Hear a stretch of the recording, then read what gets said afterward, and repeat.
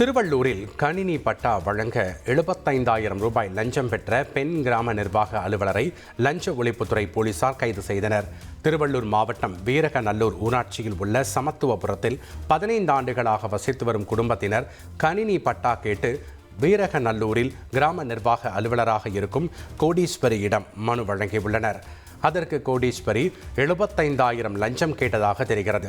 ஆனால் லஞ்சம் வழங்க விருப்பம் இல்லாத சமத்துவபுரம் குடியிருப்பு நலச்சங்க தலைவரான மதுசூதனன் என்பவர் லஞ்ச ஒழிப்புத்துறையில் புகார் அளித்த நிலையில் கோடீஸ்வரியை லஞ்ச ஒழிப்புத்துறை போலீசார் கையும் களவுமாக கைது செய்தனர். பல்வேறு கோரிக்கைகளை வலியுறுத்தி தமிழகம் முழுவதும் அங்கன்வாடி பணியாளர்கள் காத்திருப்பு போராட்டத்தில் ஈடுபட்டனர்.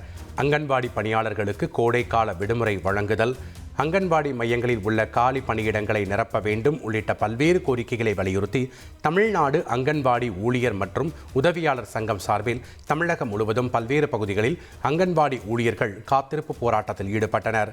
அந்த வகையில் மதுரை, திருச்சி, சிவகங்கை, புதுக்கோட்டை உள்ளிட்ட பகுதிகளில் அங்கன்வாடி ஊழியர்கள் போராட்டத்தில் ஈடுபட்டனர். வெப்பச்சலனம் காரணமாக தமிழகத்தின் பல்வேறு பகுதிகளில் பெய்த மழையால் பொதுமக்கள் மகிழ்ச்சி அடைந்தனர். தமிழகத்தில் கோடை வெயில் வாட்டி வதைத்து வரும் நிலையில் வெப்பச்சலனம் காரணமாக ஒரு சில பகுதிகளில் பரவலாக மழை பெய்து வருகிறது. அந்த வகையில் தென்காசி மாவட்டம் கடையநல்லூர், பாவூர்சத்திரம் சுற்றுவட்டார பகுதிகளில் பரவலாக மழை பெய்தது. மேலும் கிருஷ்ணகிரி மாவட்டம் ஹோசூரில் திடீரென பெய்த மழையால் வெப்பம் தணிந்து குளிர்ச்சியான சூழல் நிலவியது. செய்திகளை உடனுக்குடன் தெரிந்து கொள்ள உடனே சப்ஸ்கிரைப் பண்ணுங்க.